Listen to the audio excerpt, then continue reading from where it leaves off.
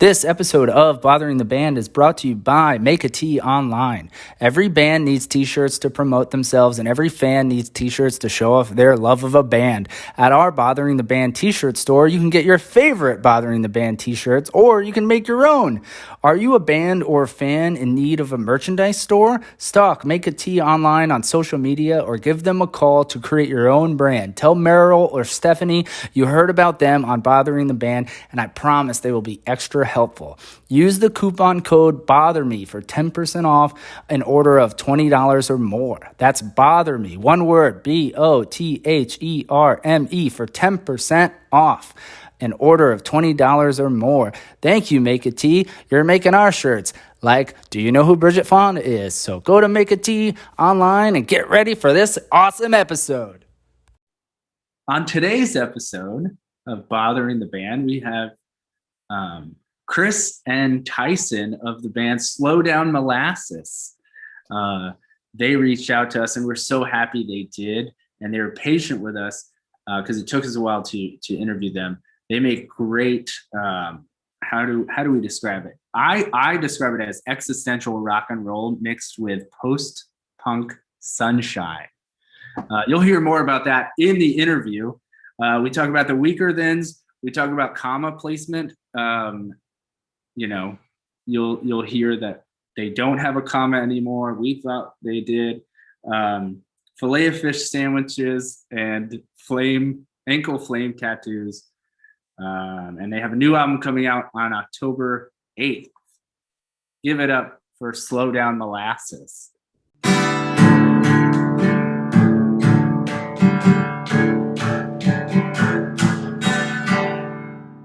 Yeah, sorry. I think a computer's just a slow bowler or something. I don't know.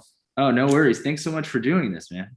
Absolutely. Yeah, thanks for having us. I'm sure Tyson will be along shortly. So, Tyson, what's up, man? Hey, how's it going? It's going well. We're so happy to finally have you on. Oh, good. No, it's great, and I kind of feel like I've been hanging out with you for a couple of days because I listened in on a couple podcasts the last few days. One with our good buddy Eamon McGrath. So, oh, nice. Oh, cool, man. Thank you so much for listening. So you kind of know what it's about. Let's start with Chris's posters in the background. You got Andrew WK, who I partied with one time. Party hard. And then what else is over your shoulders? So Andrew WK, got to party with him in Montreal. Reference Nice. to that hat. And it's cool meeting him. He autographed the poster and gave me a hug, and I twirled his hair a little bit, and it was like maybe the best night of my life. And next one is one of Edmonton / Vancouver's finest hardcore bands of all time, SNFU. Oh yeah, I know. And still loving all the 90s stuff. So, well, you were talking to 90s children, so we're right there with you. Was Andrew WK bleeding or sweating or both when you twirled his hair? A lot of sweat, actually. He was doing a DJ set, so I don't know Okay. if he was putting the blood into the blood, sweat, and tears part, but maybe he made up for it with a lot of the sweat, because I remember I was pretty sweaty at the end of that night too. So yeah, I have a friend of mine who plays with him on tour. She plays guitar with him. Her name's Amanda Lepre, and when they would come to New York, and I lived in New York, we would go out, and definitely a lot of partying. So, Ty, have you partied with any musicians, like aside from on tour with fellow musicians? like that's a good question, Chris. Whenever somebody asks this question, Chris has a really great story about Gaz Coombs from Supergrass that I was unfortunately at a different location of. So I don't know if I actually have any really good stories on that. There's once upon a time, I think the first festival we ever played, we didn't party with the band The Weaker Thans, a really fantastic band from Winnipeg, but we partied on their behalf, unbeknownst to us, as in there was a large backstage. It was an outdoor festival in rural Saskatchewan, where we live here, and we were playing. So they were just like, oh yeah, there's like the backstage here, and there's this little tent, and in the tent there was a tub full of booze, some beer and some tequila, and we're like, well, beer's to be for bands. We were told to do what we do back here, and so we went and drank their tequila and their beer. And late into the night, because it was this like camping world festival, they were just hanging out, and everyone was hanging out around a fire pit. And one of the guys from the weekend saw somebody with tequila and was like, oh man, is that our tequila? Because our tequila went missing. It was like, oh no, this is somebody else's. I think one of us was handed that tequila and just nicely provided it to them because they had their tequila missing. Unbeknownst to them, it was us that resulted in their tequila missing. But it was a very innocent theft of their booze, and somebody else provided them with tequila. Man, be still my heart. I love the Weekend Ends. I've seen them a few times. That's funny that you inadvertently stole their booze. Yeah, they're fantastic, absolute gems. They're big fans of the podcast, so they're definitely going to find out now. Okay. One time when like a buddy of mine, Shotgun Jimmy is good buddies with John K. Sampson, and once he was in town for a festival, I was like, oh man, Jimmy, feel like I should just show up and give John a bottle of tequila and come clean on this thing that happened like 8 years ago. John doesn't drink anymore, so Jimmy's like, it's cool. You don't need to worry. But also, it'd be probably the inappropriate thing to bring him a bottle of tequila. Let me ask you this question, and it's a question we've asked ourselves: Why are there so many amazing bands, but in the last 20 years from Canada? Boredom. Yeah, I'd say like these like the avalanche of winter and like all the ennui that comes with it, and like the fact that basically to keep warm, you have to like find a basement with like your friends and just like make a lot of noise, make a lot of sweat, and hopefully just something comes of it. And to be honest, it's probably like the story of like so many bands across Canada right now, where it's just like, well, there's nothing really else to do. You can't like really skateboard or something for like 7 months of the year here, which is like totally ridiculous. So, you can find other ways to kind of keep yourself entertained, and it's playing music. So I'd probably say it's like the winters that really keep us going and keep us motivated to live, really.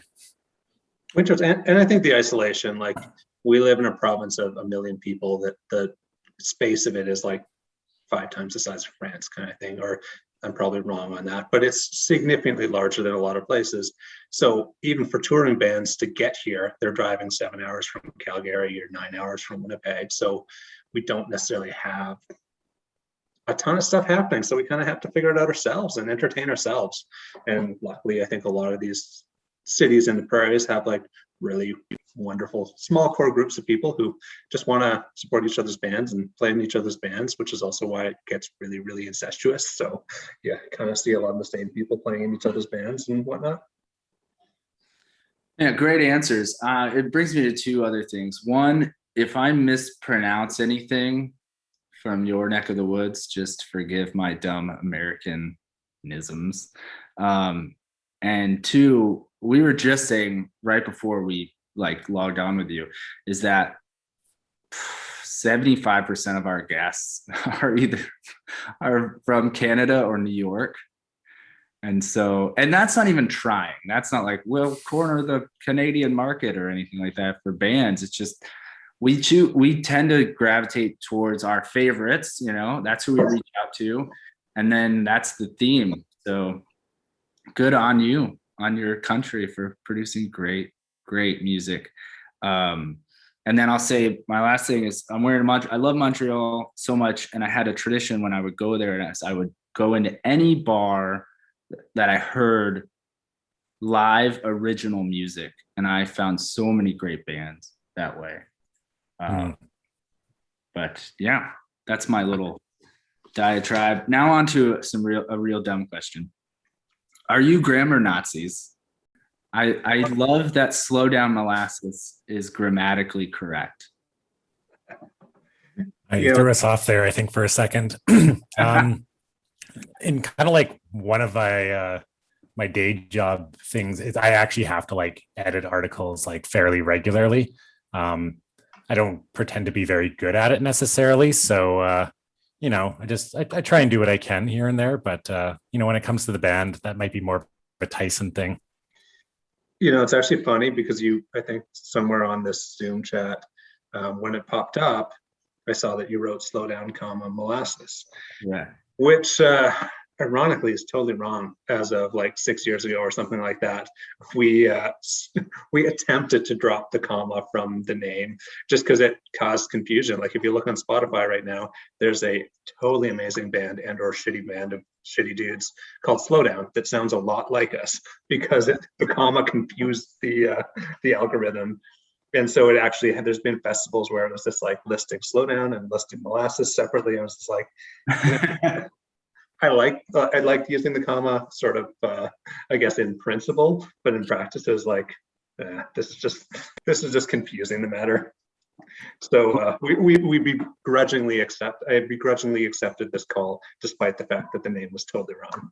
Well, we're going off of Spotify too, which I just double checked. I was like, it's still there. It's still there. We've tried to fix it numerous times. I'm just like, whatever. Also, you're talking to two at our hearts, we're writers, so it is appreciated, and that's why the grammar was appreciated on my end, especially. Have you ever been comfortably anxious, whatever that means? I feel like welcome to my adult life, minus the comfort. I guess there's been moments I've been comfortable in my adult life, also anxious. Yeah, I'm going to say, anxiety just comes and it goes. And all you have to do is just try and, make it a nice time, maybe. So, whether that means just throwing on your favorite record and just kind of blissing out on it and hoping that, impending doom doesn't actually come. It still might, but at least you got some good music on. So I don't know. That's my version of that, of whatever it is that you just said. So no, it comes from anxiety gets such a bad rap, but there are moments of positive or comfortable, as we say, anxiety. Even right now, we get to interview a cool band. There's something, some sort of risk that entices anxiety, and therefore now I feel comfortable. I don't know. That's my explanation. There you go. What's the best time to take a cold shower? All times, anytime. Summer in Saskatchewan. Yeah, I guess that's the flip side of Saskatchewan, like living here, is that we always talk about the winters or whatever, but basically we've had like a heat wave, plus 30 Celsius. I don't know what that is in Fahrenheit necessarily, but it's up there. And cold showers. It's again just trying to get comfortable with the anxiousness of being too hot all the time, being too sweaty, ruining multiple shirts, sort of thing. So I'm an advocate for cold showers. I'd say bring them on. Nice. Me too. My 8th grade science teacher is very mad at me for not knowing the conversion of Fahrenheit to Celsius. What is it, Abby? It's 86 degrees. Yeah, hot. That sucks. Depends on where you are. 86 where I am is very dry, and so it's not as bad. Yes, I guess for reference and what Chris is talking about, the one thing I do know about the conversion is minus 40 is the same in Fahrenheit and Celsius. And so in our winters it gets down to minus 40 Fahrenheit. In our summers, 80 or 90 or 100. So we're just confused and sometimes need those cold showers. Yeah. Do you pee in the shower? How do you feel about that? Be honest. I'm gonna say maybe. Truthfully, maybe. Comfortably anxious? Comfortably, maybe. We all do it. It's all pipes. What? So back to your Spotify. Who wrote the description? I lean towards Chris on that with lots of collectivism behind it. As in, I'm trying to think. I think I did update the latest bio that would be largely Mr. Crix Marks driven. Yeah, I could maybe take the blame for it. I don't remember what it is off the top of my head because, it's like a lot of band things, they're kind of coming at you all the time. Everything's sort of a blur. Yeah. There'll be cities that we played in that I have like no recollection of. So, something like a band bio, it's like, yeah, it probably had something to do with me. But so if there was something terrible, and I'm super sorry. No, it's not terrible. I'm just wondering, how does one traverse shifting sonic territories? It's very poetic, by the way. I'd say that's probably it's definitely a Tyson thing. It's always kind of amusing for me as the bass player because like I tend to run through like one or two pedals at most, and every guitar player that's kind of been with this band, there tends to be like 10 to 12 pedals, and so it's kind of always like super funny to watch like someone sort of do that tap dance of like shifting their guitar pedals on and off, and just there's so many different sounds that can kind of become of it, especially if there's two guitar players. We've had three guitar players at one time. That's like, I don't know, 60 pedals or something like that, just kind of going off all at once. So yeah, it probably had something to do with like that visual in my head, at least. And the fact that I was sort of amused by it, because I mean, when I hit a pedal, it just like, it tunes the bass, it doesn't really do anything else. So yeah. And that brings me to the next one. What does post-punk sunshine taste like? I'm gonna let Tyson field that one. I was gonna say, I think Chris has got some good Montreal reference in this, in just like, eating grimy secondhand hot dogs in a back alley in Montreal or something like that. Yeah, Montreal was a good place to taste things, and I don't know, perhaps be tasted. So yeah, it's probably a Montreal thing. That beauty that is Montreal, that is so lovely and fantastic and grimy as shit. I love that city. Good food, good back alley hot dogs. Tell us something about Saskatoon that us dumb Americans don't know. What's it known for? I feel like in the music world, the one thing we're known for is Joni Mitchell spent her high school here, so you might know that. Yeah, that's kind of entertaining. I feel like I just go to like the negative things because there's a very bad history with our Indigenous population, as in they've been very significantly mistreated. That's been coming out in the media, in particular by our police force. But Saskatoon's a wonderful place, and there's so many fantastic things. But like everywhere else, there's that difficult underbelly that we grapple with, I think, fairly significantly. Yeah. Well, let's go positive. What's your favorite? What's your favorite thing to do there? Amigos Cantina, the legendary Amigos Cantina. Yeah, it's this venue that's been around for like, I want to say like 30 years, maybe a little bit more, something like that. And they've hosted so many amazing bands, like from all over the world. Lots of American bands, international acts, like some really huge bands have like kind of come through. Like Modest Mouse played there. It's like a 300 person venue, and there's been like some legendary shows that have happened there, and we can't stop singing the praises of it. And I think they're going to start having shows again right away, pretty quickly, and super excited to get to go back. They've been open for kind of this whole time, doing what they do really well, which is burritos. And so that's like two amazing things they do really well, that like some places don't even do one thing very well. And for them, it's like their food and it's like their bands. Wow. Abby, let's go there. And we, like I've said it so many times, that like we wouldn't be a band without Amigos. First band I played in was because of like dealing with the euphoria of seeing the Constantines, another fantastic Canadian band.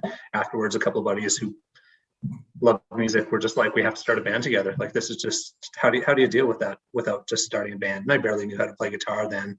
And then like every tour we did was we'd play Amigos, make enough money to pay for gas to drive across Canada. And it was just like, well, that's other city. When we'd go to other cities, people would ask us how it worked. And it was just like, didn't realize that other cities didn't have a place that cared so much about bands, that made sure they were paid, that you could really play a great Friday night to kick off a tour and like cover your most basic expenses for a tour, even as a relatively obscure new band like we were at the time. Oh, that's incredible. So they're still going. Yeah. Oh, that's great. Everyone, if you listen to this and you're anywhere near Amigos, go support. They are the best. That's great, man. We'll have to, once this goes live, we'll send this to them. They'll give you a free burrito. So you mentioned Joni Mitchell. Sometimes we write these questions and then it's a lot different actually asking them. So would you let Joni Mitchell punch you in the face? Totally. I'll be the tough guy and take the punch, Joni.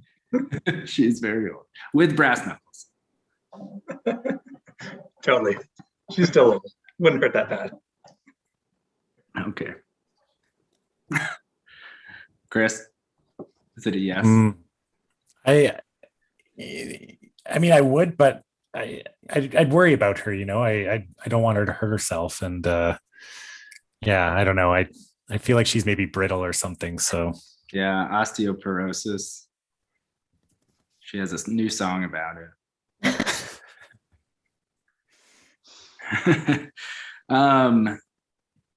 Have you ever hurt yourself while hugging someone?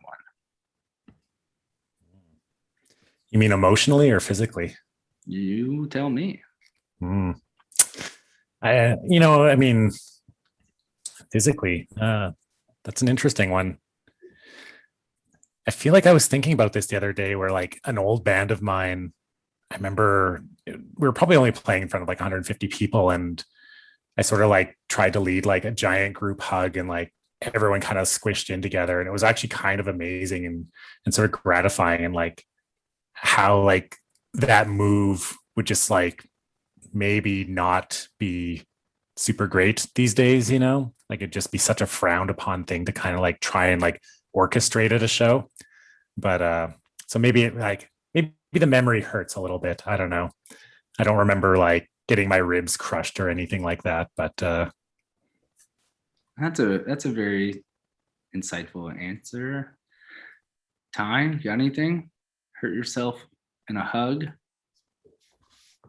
Small children, I feel like they've hurt me in diving at me in an attempt at a hug. So not myself, I was hurt in a hug. I could get comfortably say, due to flying children. I was going to say, if you have kids, I have a daughter and she's all over the place. So there's been once or twice where she's the best, but it's just sort of like, wait a minute, you don't weigh 20 pounds anymore. You can't fly through the air and land on me without potentially hurting one of us. One time, this is when she was really young. She was probably like two and a half. She was on my chest, like her back was on my chest, and I tickled her, and she went like this out of like a reaction, and I had a black eye for like 2 weeks. It was real bad. And so I had to tell people I got into like a wicked fight. Not that my toddler blasted me in the face while I was tickling her. When putting gas in your car, do you fill it up every time, or you just do like $20 here and there? Fill it up every time. Yeah? What credit cards are for? We'll deal with it later. Laziness. I don't want to have to go back. I feel like with this band, especially like when we're on tour, it's like fill it up all the time. Whereas like, you know, I've been bands in the past that were like, we had like vans where it was just like, okay, we probably shouldn't put more than like $10 in the tank because like, you know, the van's probably going to break down or something. And so like, you know, if we fill it up, then we're out like $50 as opposed to $10. But so it's like, maybe that's like the measure of success with a band. It's like, okay, we're filling it up and, you know, we're going to get some like slushies and, maybe a bag of chips or something. And like, we're just going to roll. We made it. We can fill the tank. Finally. That's an internal question. Abby always makes fun of me because I never fill up my tank. I'm just so lazy and impatient. I'm like, come on, just get 10 so I can get where I'm going. Yeah. I have the money too. Yeah? What's the last photo on your phone? Appropriate photo, I should say that. Mine's small children playing pleasantly. So, are they on a roof? No, they're on some play structure that looks like a roof. Oh, Definitely in the realm of the smallest one should not jump off that, but I'm pretty sure he was, as I was being a good parent nearby. Yeah. You're like, my kids just love roofs. I've got a photo of my friend John. I actually went to Toronto to go visit him, and he was hanging out at like a coffee shop called Dark Horse, and it's like this super fantastic place to get a shot of espresso. And it was kind of like an early Sunday morning sort of thing, and he was just looking super dapper, and so I thought I'd take a snap of him because sometimes people need to know what they look like that day and how dapper they were at that moment. And so I was super happy to share that with John. Also, John's quite handsome, so it's just so easy to take photos of him, or to be inspired to take photos. Yeah. What a great friend. And shout out to John. We're going to have to tell him he's mentioned in this podcast. He'll love it. Dapper John. Can we call him Dapper John from now on? I think that's what I'll call him from now on. Yeah. All right, Dapper John. Do you know how to drive, back to cars, do you know how to drive a stick shift? Heck yeah. Yeah? Oh yeah. I grew up, or my first car was a 73 Volvo that barely worked. And as a result, I actually learned how to drive a stick shift. I haven't driven one in years, but on tour in Europe, we usually end up with stick shift bands, which causes no end of problem with my desire to drink at night and when I have to drive everyone's home as we attempt to navigate using that with a band that most people don't seem to know how to use it. Chris? Yeah, so I guess you're like shifting with like your left hand as opposed to your right hand, which you would do here, and you're driving on the other side of the road. So it's like a lot to like take in, and like you're just glued forward, and like people are like, saying things like, "Oh, hey, check it out. There's like, some cool British thing. I don't know, whatever they have, some rocks or something, but some kind of tower." And like, meanwhile, I'm like driving, like white knuckling down the road, like trying not to like, run over things, run through the roundabout or whatever. And yeah, so it always makes for an interesting situation, but it sort of just comes up sometimes where like you're handed a van with like the stick shift on like the other side, and you're like, okay, got to learn this thing that I learned like 20 years ago. Also, those vans are like 15 pounds less a day than getting the automatic. So the cheap skid in me is just like, it's obvious. We've got to save that 15 pounds. We need it for gas. For a full tank of gas. Who skateboards? Does one of you skateboard? Did I read that somewhere? I feel like you have to define skateboarding in this realm, because Aaron, our guitar player, I think is an actually decent skateboarder. Chris and I are old guys who regularly embarrass ourselves on skateboards, get told by like 9-year-olds on how to do cool things. So they feel a bit bad for us as we stumble through skate parks. Oh, so you still go to skate parks? Oh man, there's 1-2 blocks from my home here. I actually never skateboarded before last year. Is one of my pandemic indulgences, partly because Chris and Aaron have been skateboarding the last few years, and I was like, all right, I have nothing better to do. I can't go to places and see people. I'll follow their lead and get a skateboard, and haven't broken my wrist yet. So I feel like that's my biggest success. Man, don't do that. Musician, that's your life. So I guess I'll ask both. Can you kickflip? No. I was super, super close this weekend, actually. I've never fully completed one, like successfully, but like, kicking the board and making it flip and then actually landing on it. It's a bit of a tall order for some of us. But I think there's still like a month left of summer, and I'm totally going to get it. The second I get off this call, I'm going to go practice in my backyard. Oh man, I'm rooting for you. I'm an old man, but I get out and I push.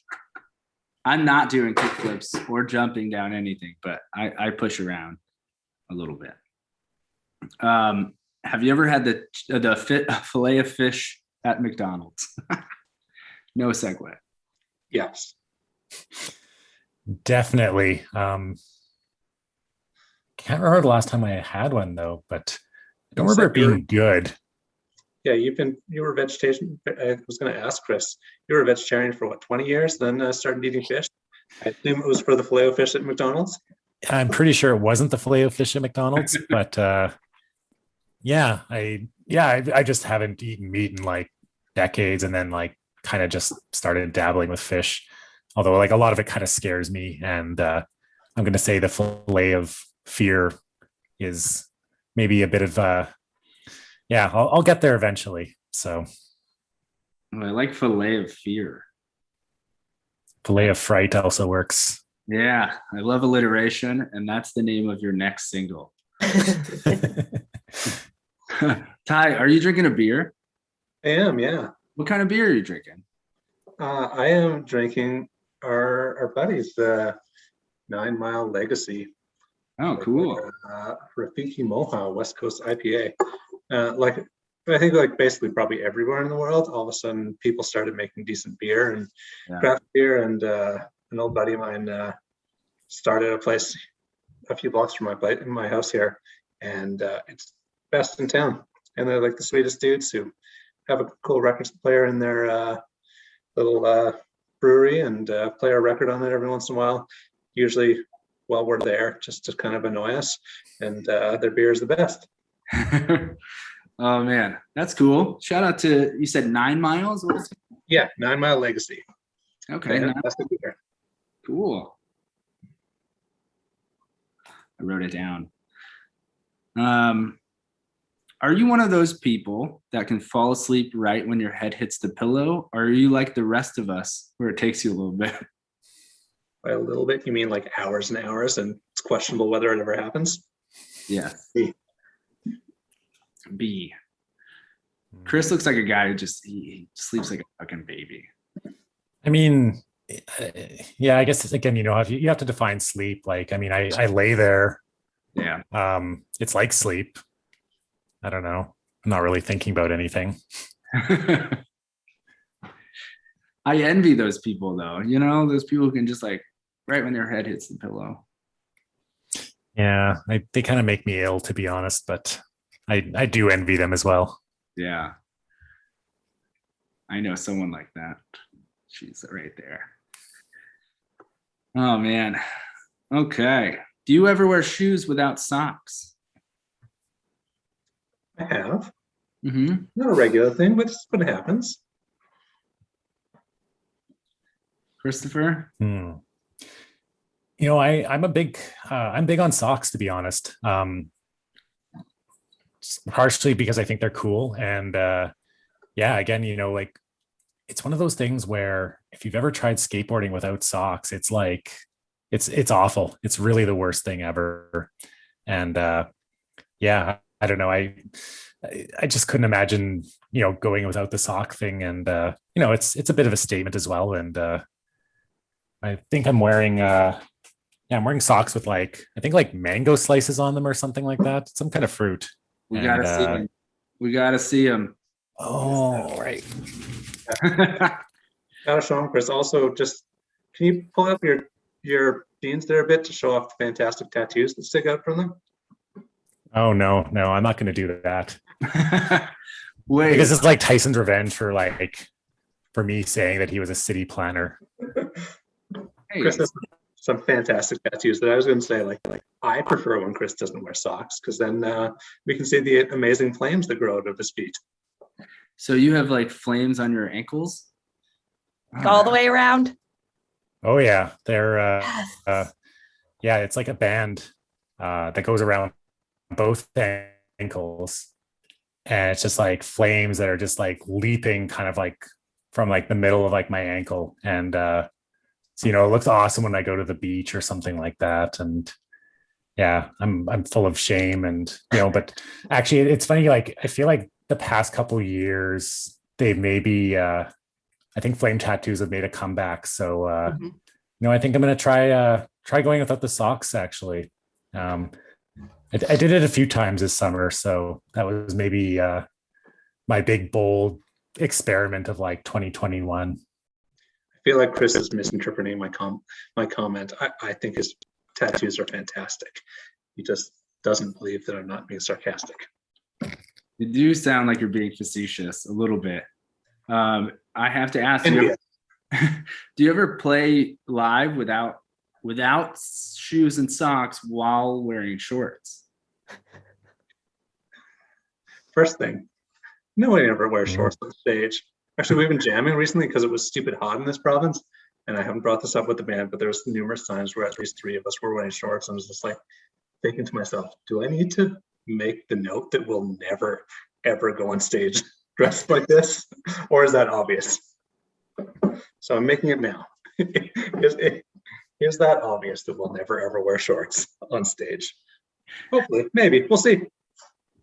Well, it might be like a hard rule for the band, no shorts, unless you like cover Korn or NoFX or something like that. What if you played Warped Tour in like the dead of summer? 100% shorts and massive wallet chains.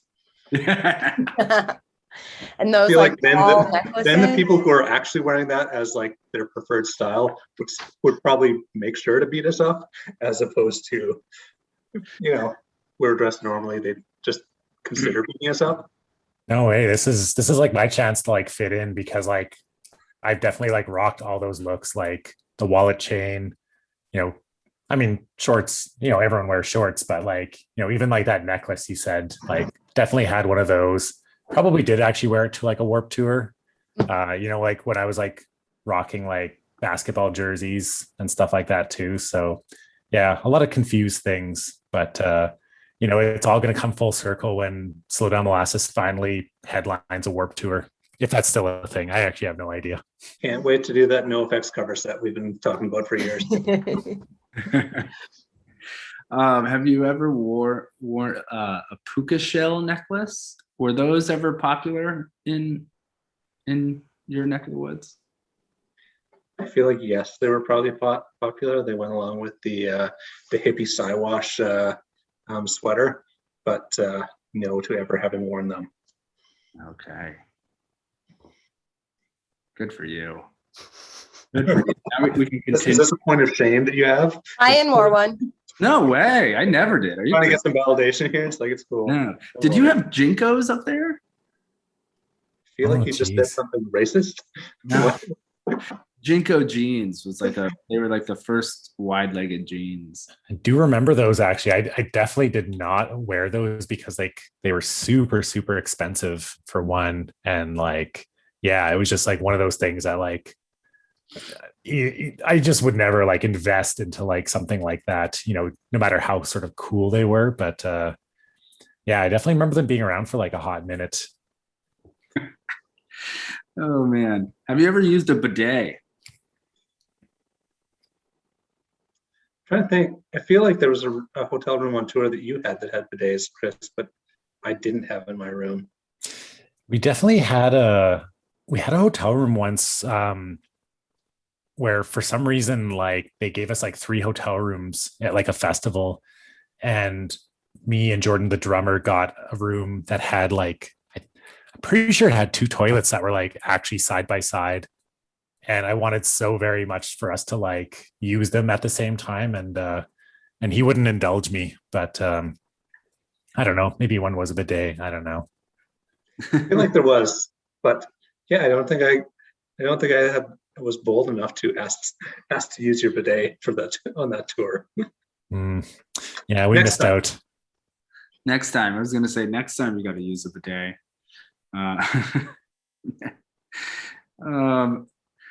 We have a lot of hygiene questions. In the shower, do you wash your hair or body first?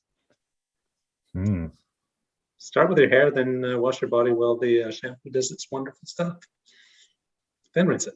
Same time, concurrent. Okay. Same time, suds. Yeah, I've never had to think about these things before. So it's like this is like opening up like a world of like questions to me, like not questions for me to answer to you, but questions to answer to myself. So yeah, you gotta dig deep. As you can see, we are a highly respected news and journalistic outlet. We ask the hard-hitting questions. Like, what's the dumbest question an American has ever asked you about Canada?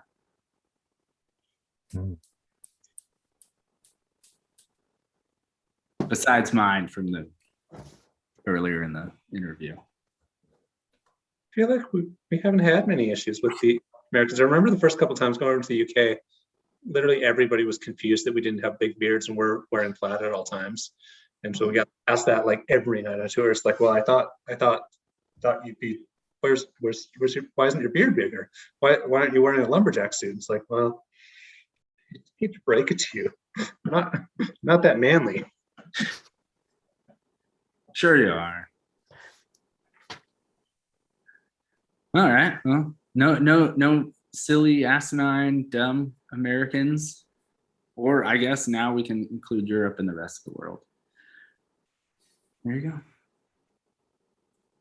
go. Well, this is I'm going to follow that up with a real dumb question. American, do you spell color or favorite with a U? So many times, yeah.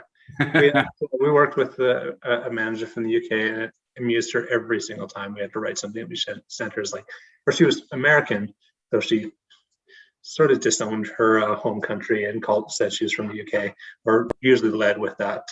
But she was so excited every time she saw us write something. It's like, you use U's. Thank you. I'm just so happy. Like city and color. Yeah. Have you ever been to Florida? No. Chris, have you ever been to Florida? It's actually a dream of mine to I think to go have a beer or a flaming moe at like Simpsons Land, or I think it's like at Universal Studios or something. And I've seen photos of it and it looks fantastic. To be honest, like I've been watching the show for like, however long, and kind of stopped, as the seasons kind of got crappier and crappier, but it'd still be like fulfilling, like a dream of mine to like just basically go live in like a cartoon IRL for like an hour or something. So I kind of have a feeling like if I do go to Florida, it's like literally just going to be for that. And that's maybe a silly reason to go to Florida, but I actually can't think of a better reason to go to Florida either. So it's one of the best reasons to go. Although look up, I could be wrong, and I don't know the time or the destination, but they are doing a Moe's pop-up bar in various places, and I saw it on Instagram. So look, I don't know. Again, I don't know if they're going to be near you, but I know that they're doing something like that because I saw. So basically, what you're saying is like I don't need to go to Florida at all. No. Sweet. Help it. Yeah. If you can help it, don't go. And Abby's doing her due diligence and looking it up. She's the best producer in the podcast biz. Springfield, Pennsylvania, from September 10th to 26th. Oh, so it's only one spot. So they're not traveling. Correct. It's closer and better than Florida. And they will also serve food, which is named after various Simpsons characters. Do they have a pocket full of sugar that's not in the packets? That would be amazing, but I'm not seeing that. That's my favorite Simpsons joke. Ty, do you watch The Simpsons? Oh, I do. I was just going to say, will they serve a single plum floating in perfume in a hi-hat? Served in a man's hat. We actually saw that in Slow Down played a wonderful festival in Iceland, and there was an art museum there that was curated by Yoko Ono. And that was actually one of the pieces that was like in this like art museum. And Jordan, our drummer, is also a huge Simpsons fan. So we were like taking photos of each other, like next to like this like awful looking hat. Like if you can imagine like what that looks like in real life, it's like not a piece of art necessarily in the sense of like it's super pretty. It's like literally this like decrepit plum floating in like some kind of like black brine in like a hat that's just sopping. But it was like definitely one of like the highlights of like, I think like our band for me was actually seeing this like one piece and like getting my photo taken with it. So Oh, we got to find that on the internet. We got to make a note to find photos of that. That sounds like a lot of fun. Do you abide by the 3-second rule if you drop food? Totally. Got little kids. I got to tell them that like they can't waste all that food they drop on the floor. What if it's like ice cream? Yeah, it's probably worth letting that do its thing. Chris, how do you feel about eating food off the floor? Thankfully it doesn't come up too much, but I mean, if you're at home by yourself or, surrounded by loved ones, I mean, yeah, you generally you'd think that like your floor is like a clean place, you're in your home, unless like, you're harboring some terrible secret or something like that. So, but, generally I'm not super speedy either. So it's like, let's just bump that up to like a 5-second rule. Okay. Nice. So minus the comma, what is next for it's not Slow Down Molasses, it's Slow Down Molasses. What's next for you guys? Right after this interview is over, I have to buy some plane tickets to Germany. We just got invited to Reeperbahn Festival in Hamburg on this past Friday, and that's happening in 3.5 weeks. So we're going to play 1 or 2 shows in Germany, and then from there head to Tallinn, Estonia, to play Tallinn Music Week. That we've known about that one for a while, but the Hamburg thing was just a total random thing that came up in the last week. And then we'll likely play some shows in the UK, but the UK is frightening right now, so we're waiting to hear on a couple things on how that goes. And then we come home just in time for our album to be released on October 8th. What? All right. New album, October 8th. That's amazing. Only a year and a half after we thought it should be released. What's it called? It's called Minor Deaths. All right. Cool. That's awesome. You heard it here, folks. It's just Slow Down Molasses on Instagram, right? Yes. And on Twitter, the same? Except for there's not enough characters, so it's missing the last S. So okay. Slow Down Molasses. Slow Down Molasses. Everyone go follow. Just find Slow Down Molasses with a comma, without a comma. They make great fucking music, and obviously they're really great guys. I can't thank you enough for doing this, and again, being patient. And this was a lot of fun. Well, thanks for having us. No, I was excited to see who you've been talking to. So there's some cool people you got to talk to. So thanks so much for thinking of us to talk to us too. Thank you guys so very much for doing this. This was a pleasure. You guys are great, and again, we love your band. Everyone, go listen to Slow Down Molasses. Thank you.